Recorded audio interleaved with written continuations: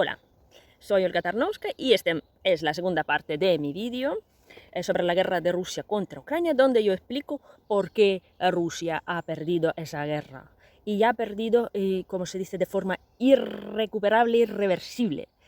Vale, vamos a volver al año 2018, ¿no? La campaña electoral de Putin consistía en enumerar todas las armas y municiones que ha desarrollado Rusia durante su reinado, ¿vale? Nadie cree, por ejemplo, que Medvedev ha sido un presidente real, ¿no? En realidad era el calientasillas de Putin, que no tomaba ninguna decisión, y pues se intercambiaron, ¿no? Uno era primer ministro, otro presidente, pero total, el país estaba en las manos de una sola persona o, como dicen aquí, en las manos de un grupo criminal de los servicios de seguridad rusos, ¿vale? Que Putin es simplemente el carito. Ahí detrás hay pues un grupo de influencia muy importante y muy fuerte, ¿no? Que se convirtieron en oligarcas, que se enriquecieron y eran todos agentes de la ex KGB. Y Putin era como que su representante. No digo títere porque no es el caso, pero el representante del poder, digamos, de los agentes. Y no era el más talentoso, ni más inteligente, ni nada. O sea, era realmente mediocre y acomplejado. Pero ahí está.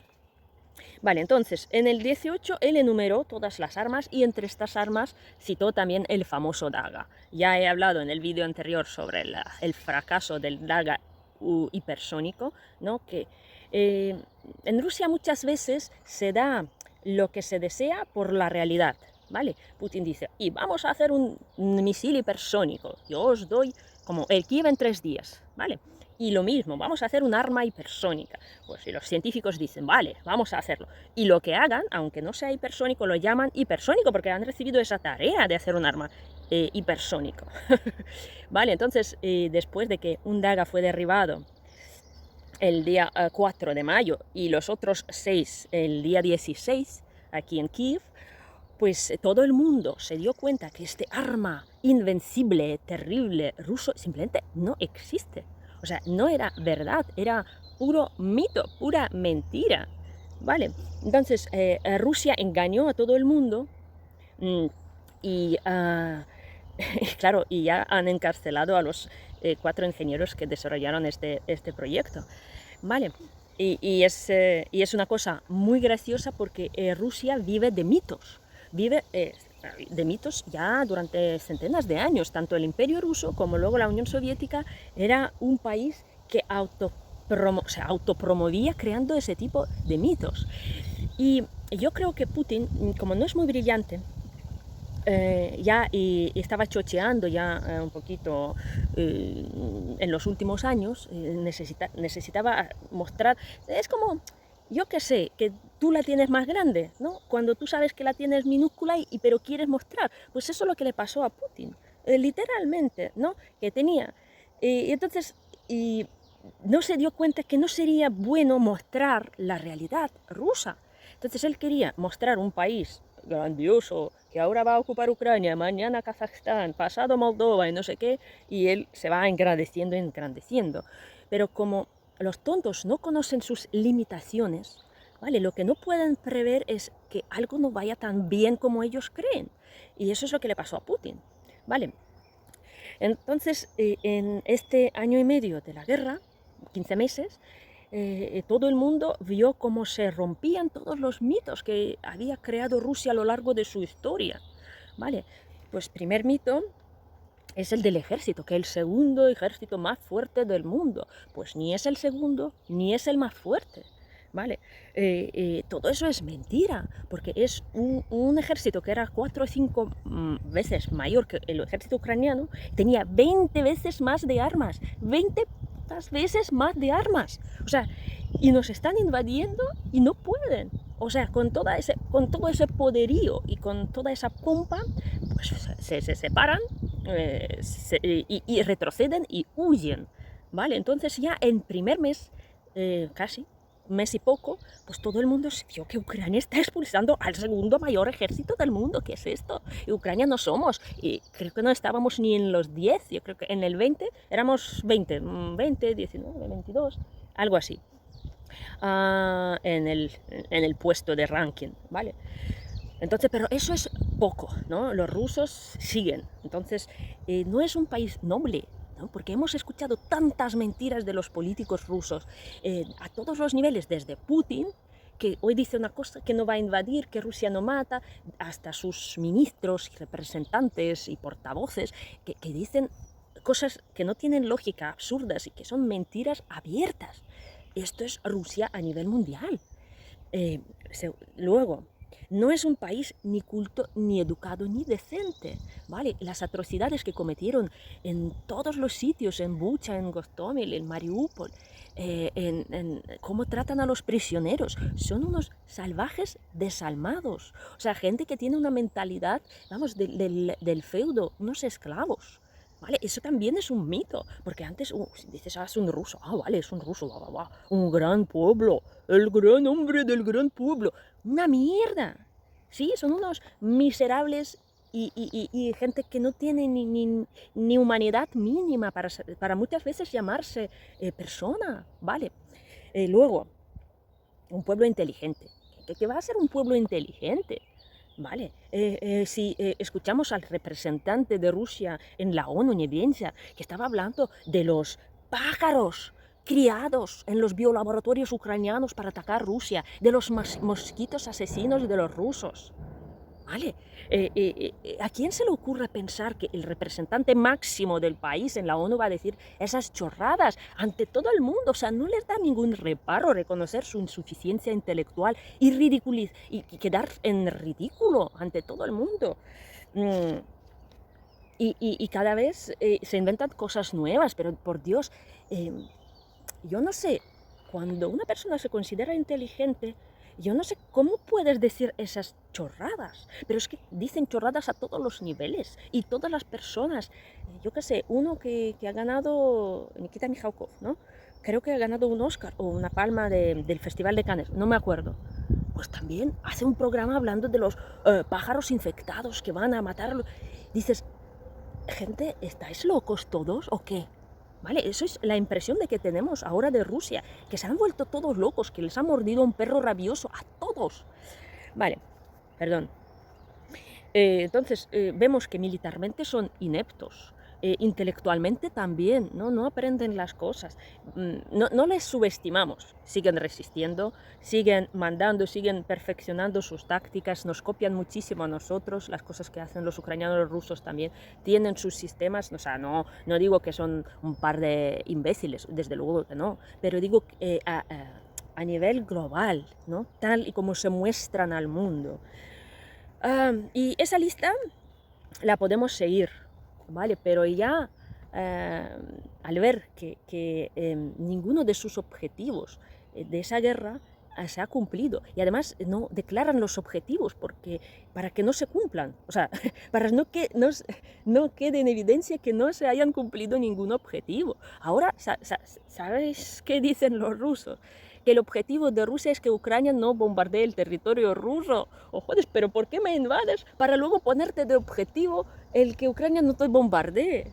Pero Ucrania nunca te ha bombardeado en siglos. Ucrania no es un país, es que no nos interesa conquistar. O sea, no tenemos, yo creo que incluso no nos valoramos lo suficientemente, ¿no? O sea, siempre decimos, bueno, somos gente normal, no somos valientes, pero realmente Ucrania no se valora como debería y los rusos se sobrevaloran, vamos, 1000 veces.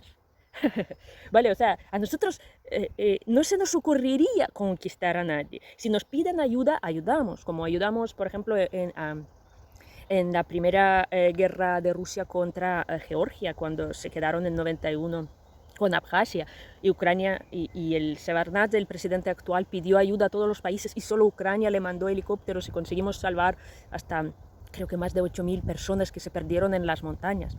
¿Vale? Si nos piden, participamos en algo así, como también los servicios especiales ucranianos ayudaron a evacuar a mucha gente de Afganistán cuando se empezó la revuelta, ¿no os acordáis?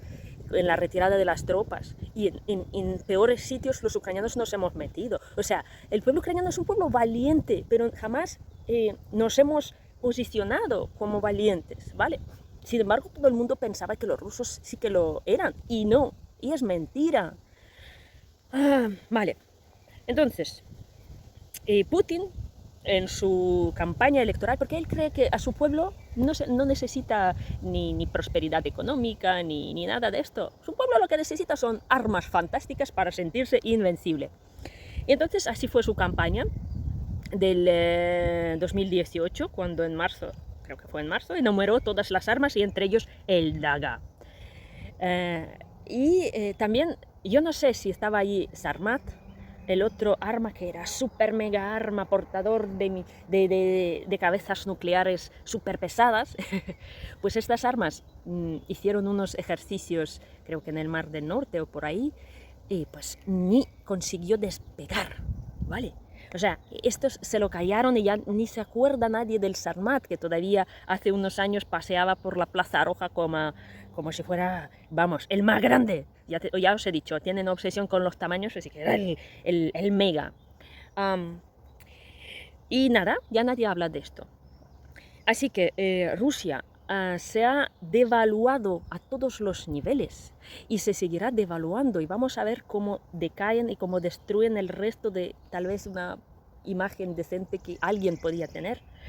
Los rusos, por cierto, han pasado las tecnologías aerobalísticas, no voy a decir hipersónicas, porque ya todo el mundo se ha dado cuenta que no es hipersónico, a China. ¿Vale? Y ahora, como Rusia no puede fabricar muchas armas de alta precisión porque no puede conseguir los componentes, aunque ya hay muchísimas formas de evitar sanciones y importar cosas. Eso es nuestra preocupación principal, que a pesar de las sanciones impuestas, Rusia sigue fabricando muchísimas armas, ¿vale? Y sigue haciendo muchísimas cosas que no debería hacer. Pero el hecho de que ya no pueden hacer armas hipersónicas y lo pasan a China, que los Shaheds y otros misiles balísticos lo compran a Irán. Por Dios, Irán está 30 años con sanciones, y Rusia sin sanciones no ha podido desarrollar tecnologías que Irán ya tiene de drones, ¿vale? Entonces nos queda tan evidente que todo esto es pura fachada. Como decía yo, los pueblos de Potemkin, ¿vale? Podéis decir, los pueblos de Potemkin era que pintaban una fachada, y cuando pasaba la emperatriz Caterina por delante, pues ponían unas cuantas fachadas y parecían casas, pero no eran, ¿vale? Y así iba creando pueblos diferentes en su camino hacia Crimea. Vale. Entonces, yo a veces pienso, ¿por qué Putin, aparte de las cosas de autoestima y del complejo de inferioridad que el pobre hombre por algún motivo tiene, querría empezar esta guerra? Yo creo que como pensaba que esa guerra sería de 3 días, pues él quería hacer un despliegue también de sus armas, porque sabemos que Rusia es el tercer, bueno, ha sido, ahora no sé, el tercer fabricante de las armas en el mundo, ¿vale? Os voy a decir, primero Estados Unidos, segundo Francia, tercero Rusia, después Italia, después China, después Alemania, España, Israel, Gran Bretaña y Corea del Sur. Ucrania, por cierto, es el número 19, así que también fabricábamos algunas cosillas. Entonces, son datos del año 21. Y ya en el año, por ejemplo, en el año 21 Rusia tenía como 19% del mercado, ¿vale? Y el vender armas no es solamente vender las armas, también es influencia política, ¿vale? Y la influencia política quiere decir los países que tienen cierta amistad, tienen acuerdos a lo mejor debajo de la mesa, etc. Con lo cual Rusia tenía 19% del mercado y Estados Unidos 39%. ¿Vale? Entonces, entre el Estados Unidos es el número 1, y ahora, claro, con el Patriot las acciones de las empresas norteamericanas han subido. Pues este sí que se benefició de esta guerra, ¿vale? Entonces, cuando a veces yo tengo mis pensamientos conspirológicos, gente, yo digo, no nos dan armas para ganar la guerra rápido porque quieren seguir haciendo este despliegue. Por supuesto, esto también lo pienso, no lo voy a decir, pero porque cada día me tiene que salir Biden y decir que no vamos a dar los aviones, como ha dicho ayer. Cojones, pues cállate ya. No queremos que se entrenen los pilotos porque no vamos a dar aviones. Entonces, por supuesto yo tengo. Yo soy una persona que tiene sus pensamientos críticos y también lo entiendo. Vale, entonces, Rusia está ingresando 15.000 millones de dólares y tiene influencia política como el tercer fabricante y segundo mayor, digamos, que tiene mayor parte del mercado. Los países que compran sus armas, según el Instituto de Estudios de Paz de Estocolmo, SIPRI, son India, 27%, China, 21%, Egipto, 12%, Algeria, 11% y Vietnam. Vale, entonces, claro, ahora todos estos países que han comprado armas rusas se lo van a pensar 2 veces y van a decir, no, yo si ya invierto en armamento, ya prefiero tener armas de verdad, no las armas mentiras que Rusia se inventa y luego no existen. ¿Vale? No digo, tienen sus aviones, tienen sus tanques que venden a India, por ejemplo, mucho. Tienen sistemas antiaéreos a chinos, a Turquía, S-300, S-400, tiene sus pues, sistemas de defensa Panzer, Emirates Árabes, pero Rusia resulta que ya estaba perdiendo este mercado, ¿vale? Estaba en 2012, 2016 tenía 23% y en 2017 y 2021, 19%. Y ahora se le va a acabar el chollo, ¿vale? Entonces, y Rusia siempre era muy, digamos, protectora de sus tecnologías. Yo trabajé en una empresa bilateral brasileño-ucraniana que construyéramos un sitio de lanzamiento en Brasil con tecnologías ucranianas. ¿Vale? Iba a hacerlo Rusia, pero Rusia no quería transferir sus tecnologías a Brasil. Entonces Brasil eligió a Ucrania como parceiro.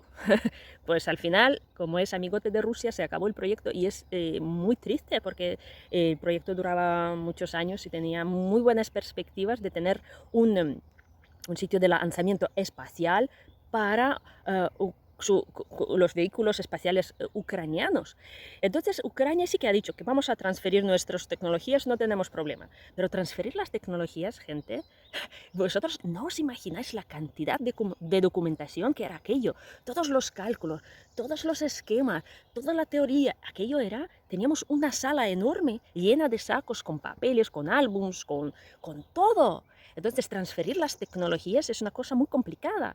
Y resulta que, por ejemplo, en Brasil no había ni especialistas preparados para recibir ese tipo de tecnologías, ¿vale? Tenían ingenieros aeronáuticos, pero no ingenieros aeroespaciales. Entonces, si Rusia ya ha transferido esas tecnologías a China, pues es posible que los misiles balísticos Daga chinos le caerán encima de la cabeza a Putin y a todos los rusos, de aquí a unos años, ¿vale? Y me parece bien, se lo han ganado. Así que nada, venceremos. ¿Qué puedo decir?